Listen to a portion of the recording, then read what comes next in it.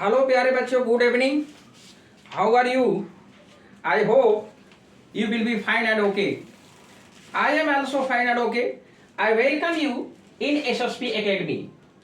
जैसा कि आपको जानकारी है कि मैं ग्रामर में पार्ट्स ऑफ स्पीच को मैंने शुरू किया है। नाउन को कवर करने के बाद मैंने पार्ट्स प्रोनाउन के ऊपर मैं कवर कर रहा हूं। इसमें हमने प्रोनाउन की काइंड्स को पिछले वीडियो में समझाया था। अब उसके काइंड्स को वन बाय वन बारीकी से हम अध्ययन करेंगे, समझेंगे कि आखिर प्रोनाउन का यूज क्या होता है। प्रोनाउन बहुत ही महत्वपूर्ण है। नाउन के बदले जब प्रयुक्त किया जाता है तो इसको किस प्रकार से यूज करना है, कैसे इसका प्रयोग करना है, कहां कहां इसका प्रयोग करना है, इस चीज को हम बहुत ही बारीकी से समझने की कोशिश करेंगे। तो प्रोनाउन में जो पहला है पर्सनल प्रोनाउन, बहुत ही महत्वपूर्ण है। चाहे आप ट्रांसलेशन करते हो, आप नरेशन करते हो, एक्टिव वॉइस पैसिव वॉइस बनाते हो, या किसी तरह के सेंटेंसेस को आप लिखते हो, इनका बहुत बड़ा यूज होता है। तो इसको बहुत ही गहराई से, बहुत ही बारीकी से हमें इसे समझना है। देखिए, पढ़ना है, अगर आपको रीडिंग करनी है तो ग्रामर के बेस को समझना पड़ेगा।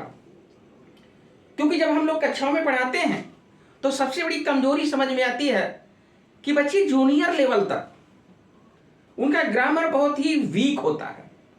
अब इसके ऊपर जब वो क्लासेस में जाते हैं, हाई स्कूल में, इंटर में जाते हैं, तो बड़ी प्रॉब्लम फेस करते हैं। क्योंकि बेसिक जो रूल है ग्रामर का, पार्ट्स ऑफ स्पीच से, उससे अनभिज्ञ होते हैं। उनको पता नहीं चलता कि क्या नाउन है, क्या प्रोनाउन है, क्या एडजेक्टिव है, क्या वर्ब है, एडवर्ब क्या है, कुछ पता ही नहीं चलता है। तो इस चीज को समझना बहुत जरूरी है। तो लेट्स बिगिन। तो पर्सनल प्रोनाउन यानी पुरुषवाचक सर्वनाम कहिए या व्यक्तिवाचक सर्वनाम कहिए, ये होता क्या है? पर्सनल प्रोनाउन जो किसी व्यक्ति या वस्तु के बदले में प्रयुक्त होता है, जो किसी व्यक्ति या वस्तु के बदले प्रयुक्त हो, दैट इज पर्सनल प्रोनाउन। ये ध्यान रखिएगा। अब आपका ये ध्यान रखिएगा, ये जो दो शब्द यहां बताया गया है, व्यक्ति और वस्तु के बदले जो प्रयुक्त करते हैं, वो हमारा पर्सनल प्रोनाउन होता है। तो यहां पर हमने एक चार्ट बनाया है।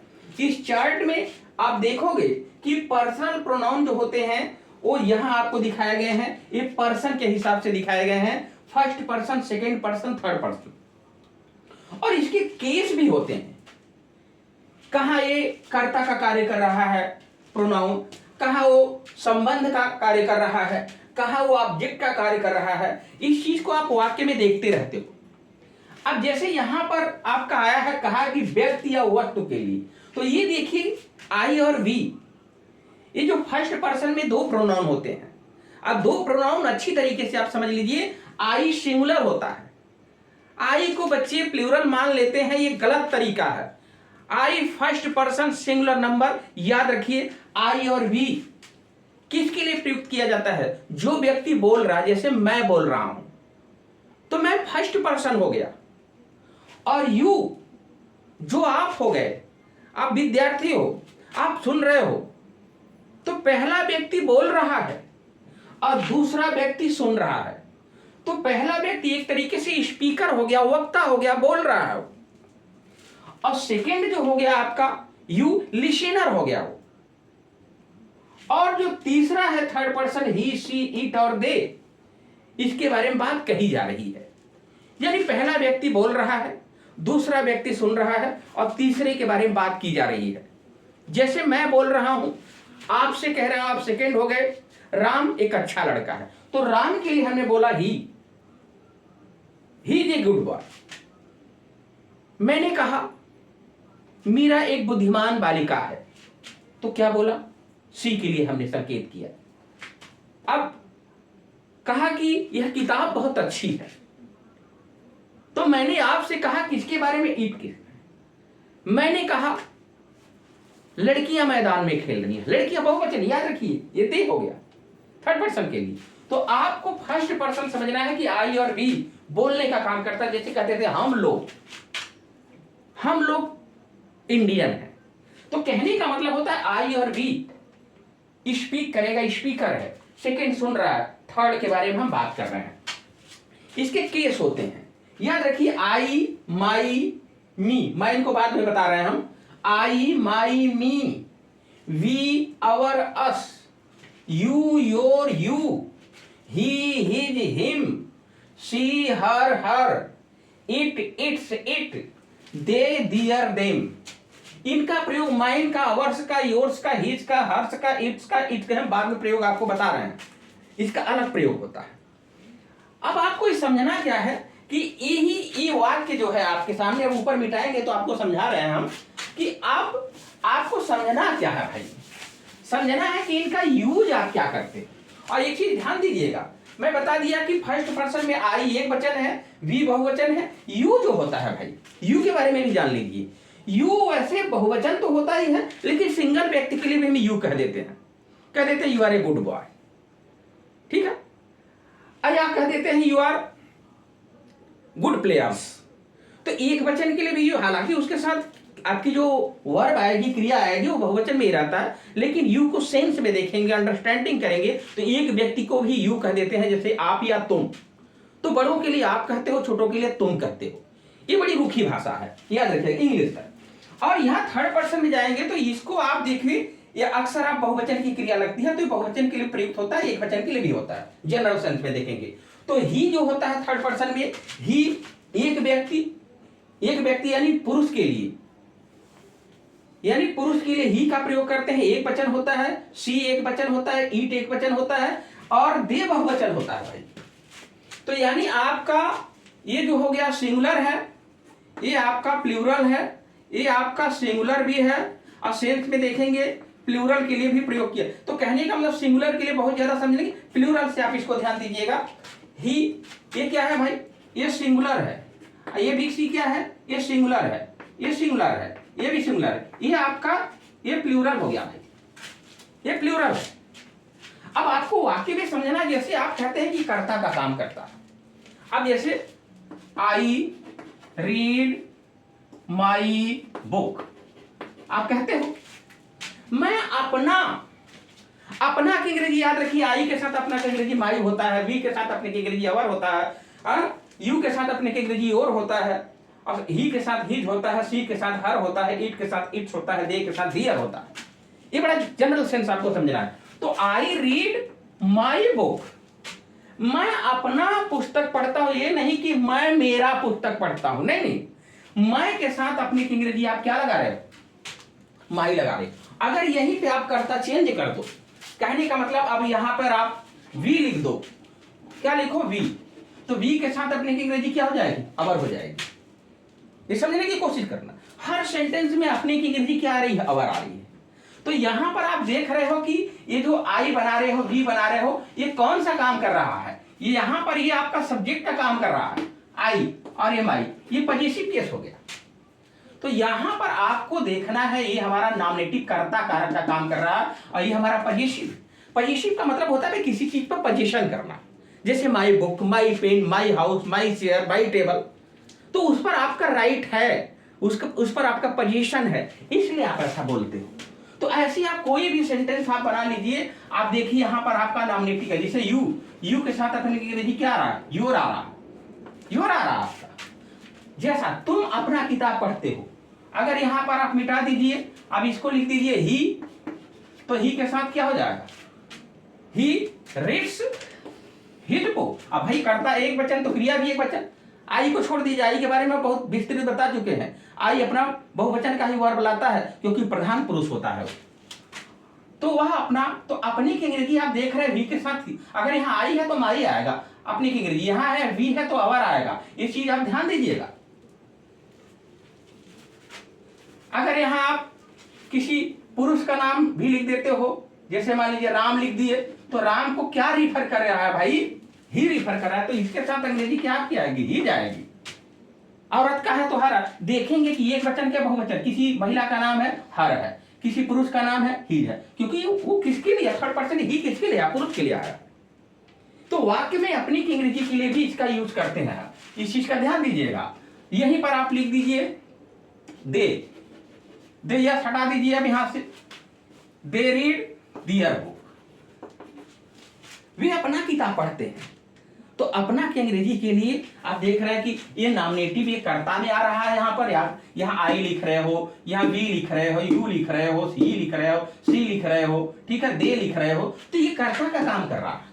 और यहाँ जो उसके साथ अपनी की अंग्रेजी आप पॉजिटिव केस आप देख रहे हो, यहाँ पर आपका प्रयोग आ रहा है क्या, जैसा दिखाया गया है सब में, जैसा करता होगा वैसे अपनी की अंग्रेजी आएगी। अगर मान लीजिए कोई बच्चा यहाँ पे लिख देता है कि भाई हम यहाँ पे बॉयज लिख देते हैं, ठीक है, बॉयज लिख दी, तो देखेंगे नाउन कैसा है भाई, ये बहुवचन का है, ये दे माना जाएगा, इसको दे मानेंगे और अपनी की अंग्रेजी दियर ही रहेगी। कोई भी बहुवचन का लिख दीजिए, यहाँ पे बॉयज, गर्ल्स, स्टूडेंट्स आप लिख रहे हो तो बहुवचन का हो गया, किसको रिफर कर रहा है, थर्ड पर्सन दे को, जब दे को रिफर कर रहा है तो उसके अनुसार हम क्या करेंगे, यहाँ डियर लगाएंगे। ठीक, तो यहां पर आप देख रहे हो कि यानी कर्ता का भी कार्य कर रहा है और किसी चीज पर पोजीशन भी दिखा रहा है अपने के अंग्रेजी के साथ, ठीक है। और ये किसका देखिए ऑब्जेक्टिव क्या होता है, जैसे जैसे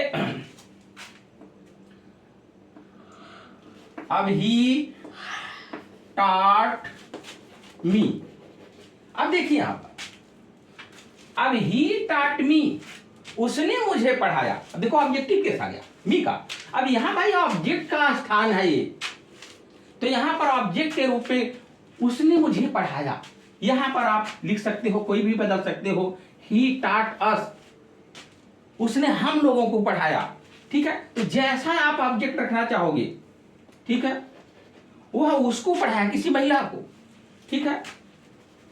अगर यहां पे हिम लिखोगे तो ये भी कोई दूसरा व्यक्ति होगा, यानी उसने उसको पढ़ाया, वो कोई व्यक्ति होगा सामने, ये तो कर्ता कारक है।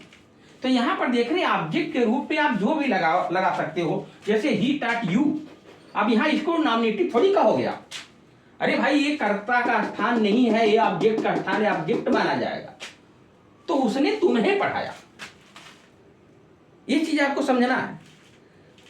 आप एक्टिव पैसिव में जाते हो तो आई का मी कर देते हो, मी का आई कर देते हो, सब्जेक्ट का ऑब्जेक्ट करते हो, ऑब्जेक्ट का सब्जेक्ट करते हो, तो क्यों करते, यही करते हो ना, तो समझना बहुत जरूरी है आपके लिए, ठीक है। अच्छा, यहां पर आप कोई भी ऑब्जेक्ट रख दो, यहां देम, उसने उनको पढ़ाया, तो कहने का मतलब होता है कि ये प्रोनाउन ऑब्जेक्ट का भी, सेंटेंस में ऑब्जेक्ट का भी काम करता है, सब्जेक्ट का भी काम करता है, किसी चीज पर पोजीशन का भी काम करता है। वो आपको सब्जेक्ट के ऊपर निर्भर करेगा कि कैसा अपनी की अंग्रेजी आप लाओगे, जैसा सब्जेक्ट होगा वैसा आपका अपनी की अंग्रेजी आएगा, ठीक है। तो वाक्य में आपका नॉमिनेटिव का, यानी किसी व्यक्ति के लिए आप इसका प्रयोग कर रहे हो, इस चीज का ध्यान देना है आपको। दूसरी चीज आपको क्या समझना है, दूसरा कंसेप्ट आपको क्या समझना है, दूसरा कंसेप्ट आपको समझना है, बहुत ही बारीकी चीज है, ये हम बताने जा रहे हैं। ये जो दूसरा वाला आपका माइन है, अवर्स है, योर्स है, हिज है, हर्स है, इट्स है और दियर्स है। देखिए हिज में यस नहीं लगता, क्योंकि नहीं तो हिजेज हो जाएगा, हिस माने तब उसका मतलब दूसरा हो जाता है, फुटकार मारना हो जाएगा, इसलिए इसमें डबल यस नहीं करते हैं। अब इसका प्रयोग क्या है भाई, इनका प्रयोग याद रखिएगा, ये क्रिया के बाद इनका प्रयोग होता है, इनका प्रयोग क्रिया के बाद होता है। अभी आपसे कह दिया जाएगा दिस इज माई बुक, आप कह दोगे, ठीक है, लेकिन अगर इसका दूसरा सेंटेंस आप बनाओगे तो आपका क्या कहा जाएगा, आपका हो जाएगा कि दिस बुक इज माइन, यह पुस्तक मेरी है। तो इसका प्रयोग यहां पर आपका जो स्पष्ट समझ में आ रहा बात को, जैसे बोलते हो कि दिस इज माई बुक, तब तो यहां पोजीशन आप ये वाला प्रयोग कर देते हो, लेकिन जब आप कहोगे दिस बुक इज, तब माई नहीं लिख सकते, तब माइन लिखेंगे, ये ध्यान रखिएगा। तो ये प्रोनाउन यहां पर एक तरीके से आप क्रिया के बाद प्रयोग किया जा रहा है और अकेले आ रहा है, माई अकेले नहीं आ रहा है, माई के साथ कोई नाउन आ रहा है, ये ध्यान दीजिएगा। यहां जब लिखने जाओगे my parents, my book, our parents, sorry our books, your parents, his parent, तो यहां इनके साथ, इसके साथ तो कोई ना कोई नाउन आप लगाओगे, कोई ना कोई नाउन यूज करोगे, लेकिन इनके साथ आप क्या करोगे, कोई नाउन यूज नहीं करोगे। लास्ट में अब यहां क्या दिया जाएगा, दिस, अब दिस, अब यहां पर दिस बुक इज आवर्स। अगर बहुवचन में करना चाहोगे तो इसको आप ऐसे कर सकते, ऐसे करोगे ना, सॉरी भाई, एक और कहोगे दीज बुक्स आर आवर्स, करोगे आवर्स, बहुवचन का आ गया। अब यहीं पे आप कर सकते हो, ऐसे भी कर सकते हो कि दीज बुक्स आर दियर्स कर दो, क्या दिक्कत है भाई। लेकिन आपको ध्यान रखना कि क्रिया के बाद अब जैसे कहेंगे this book is mine, these books are ours, यहां पर these books are yours, this book is his, this book is hers. अब ईट के लिए तो नहीं आता, निर्जीव के लिए भाई। अब यहां दीज, देखिए बहुवचन का ये है, दीज बुक्स आर दियर्स। तो कहने का मतलब होता है कि इनका प्रयोग जब भी करोगे, जैसे हो गया यहां पे this pen is mine, these कई पेन हो जाएगा, दीज पेन आर आवर्स, ठीक है। अब यहां पर आपका क्या हो गया, दीज पेन आर योर्स। तो ये अकेले प्रयुक्त होते हैं भाई, ये चीज का ध्यान दीजिएगा। अगर इसका ध्यान नहीं दोगे तो आप प्रयोग नहीं कर पाओगे। तो पहले कंसेप्ट में मैंने बताया कैसे सब्जेक्ट और अपने की इंग्रेजी रखता है, कैसे ऑब्जेक्ट बनता है। दूसरा कंसेप्ट आप समझ रहे हो कि ये जो माइन है, आवर्स है, योर्स है, हिज है, हर्स है, इट्स है, डियर्स है, इनका यूज कैसे करेंगे। तो ध्यान दीजिएगा, इस सेंटेंस से मैंने आप जितना वाक्य बनाना चाहो बनाओ। अगर कहेंगे यहां पर दैट इज माई पेन, ठीक है। अब इसका क्या प्रयोग करोगे भाई, हाँ, इसका क्या प्रयोग करोगे, इसको कहोगे ना कि यहाँ पे जब इसका दूसरा प्रयोग करोगे दैट पेन इज माइन कर दोगे। अगर बहुवचन हो जाएगा तो इसी को दोज पेन से कह दोगे, आर योर्स, आर आवर्स। बहुत जरूरी है समझना। तो जब तक इस इसकी गहराई को नहीं समझोगे तो फिर बेकार है। तो ग्रामर क्या करता है, आपकी जो भाषा आप सीखने जाते हो उस भाषा को कितने प्रकार से आप यूज कर सकते हो इसका भी मैटर सिखाता है। तो grammar is unique for language, ये ध्यान दीजिएगा। एक तरह से अद्वितीय है वो। बिना ग्रामर के किसी भाषा का बेस समझ पाना, स्ट्रक्चर, उसके स्ट्रक्चर को समझ पाना, दैट इज इम्पॉसिबल। ओके। तीसरा यूज मैं इसका बताने जा रहा हूं, बड़ा ही महत्वपूर्ण है। कंपटीशन में भी ISPCS के कंपटीशन होते रहते हैं, उसमें भी आपका ये रूल पूछता है। जो मैं थर्ड बताने जा रहा हूं that is most important. Okay, यहां देखिए आपको बड़ा ही महत्वपूर्ण चीज आपको समझ में आएगी। आप ध्यान रखिएगा, ये मेरा जो नंबर है 123/231, ये मत समझिएगा क्या है। 123 यानी first person, second person, third person. अगर कोई प्रोनाउन आ जाता है तो याद रखिएगा वो प्रोनाउन 231 के अनुसार रखा जाएगा। यानी पहले सेकेंड पर्सन आएगा, फिर थर्ड पर्सन आएगा, फिर फर्स्ट पर्सन आएगा। जैसे एग्जांपल में देखिए आपका आ जाएगा, यहां मान लीजिए आपका आ गया आई, यू एंड ही, हाँ, इज रीडिंग माई बुक। ध्यान से समझना इस बात को जो मैं समझाने जा रहा हूं। यानी आपका 1, 2, 3, 123 का नियम ही नहीं है भाई। 123 के अनुसार ये रॉन्ग सेंस है, दिस इज रॉन्ग आइडिया।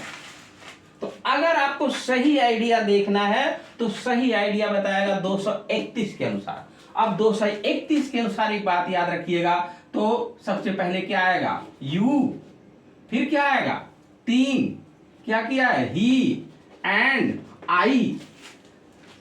अब ये भी मामला बड़ा अजीब है भाई।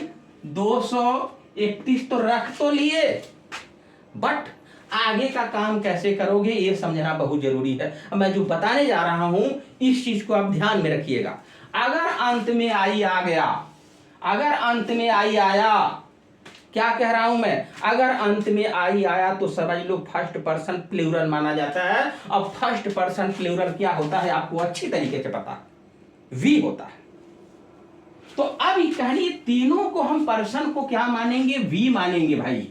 वी यानी कर्ता हम वी मान के चलेंगे, यानी तुम, वह और मैं का मतलब क्या मानोगे? वी मानोगे। अब वी मान करके आगे सहायक क्रिया भी रखो और अपनी की अंग्रेजी रखो। ओके, तो ये क्या हो जाएगा? वी के अनुसार क्या हो गया? आर। देखिए वी माने तो क्या हो जाएगा? आर। फिर इसके बाद रीडिंग, रीडिंग। अब यहां माई की अंग्रेजी समझना है आपको भाई। जब मैंने बता दिया कि जैसा करता होगा वैसा अपने की अंग्रेजी आएगा, तो करता आपने क्या मान लिया? तीनों को वी मान लिया, तो वी के साथ अपने की अंग्रेजी क्या होगा? आवर होगा। Okay, our book. ये ग्रामर का रूल है।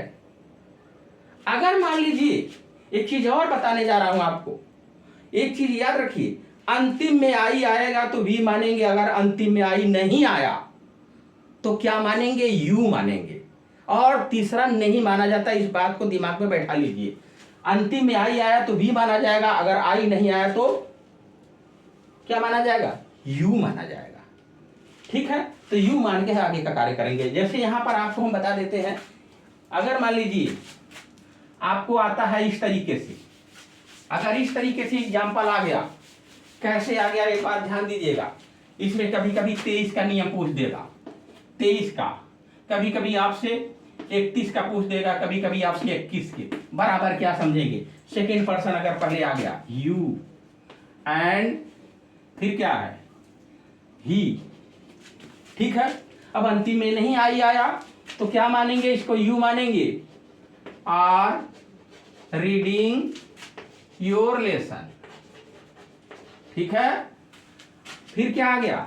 अब देखिए अंतिम में आई नहीं आया तो क्या माना गया? इसके बटे क्या माना? क्या माना गया? यू माना गया। यू बहुवचन माना गया। अब 31 का नियम यानी 3 और 1 आ जा, 3 और 1 आ जाएगा तो सबसे पहले क्या आएगा? ही एंड आई। आई आ गया, पक्का है भाई, बहुवचन माना गया, वी माना जाएगा। वी आर रीडिंग, क्या हो जाएगा? वी माने हैं तो क्या हो जाएगा? Our lesson. ओके, अच्छा अब 21 का नियम आ जाएगा, तो 21 का नियम आ गया तो भाई ध्यान दो, पहले क्या रहेगा? यू, फिर क्या रहेगा? आई। अब आई आ गया तो पक्का फिर क्या हो गया? ये आर रीडिंग। अब क्या हो गया? आवर, तो भाई अंतिम में आई आई आया है, यहां आई आई तो भी ही माना जाएगा, तो अपने के अंग्रेजी क्या हो गया? Our lesson. समझ में आ? और देखिए भाई, आप ईट का प्रयोग करते हैं। ईट जो होता है आपका, ये मैंने समझा दिया।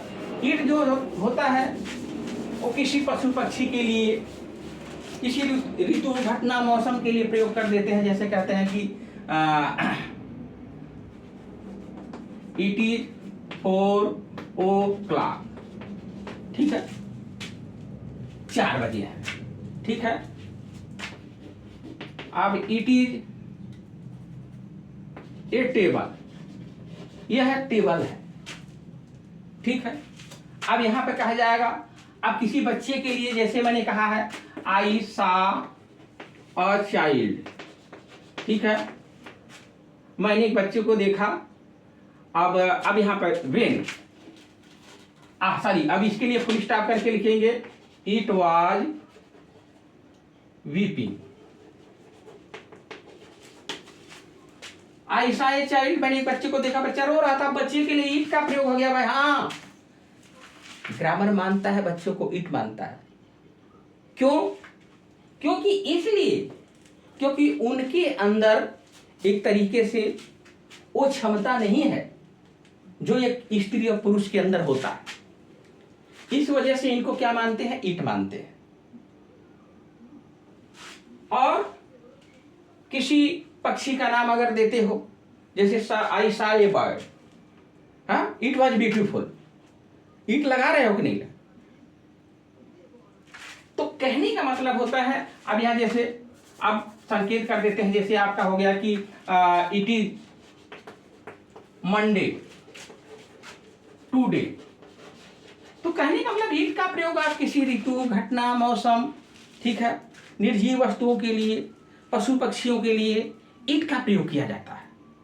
तो ईट का बड़ा ही व्यापक प्रयोग है, उसको भी हम बाद में कवर करेंगे। तो ये आज के लिए आप इतना समझेंगे और गहराई से समझेंगे। ठीक है, तो thanks for watching, good luck, bye bye.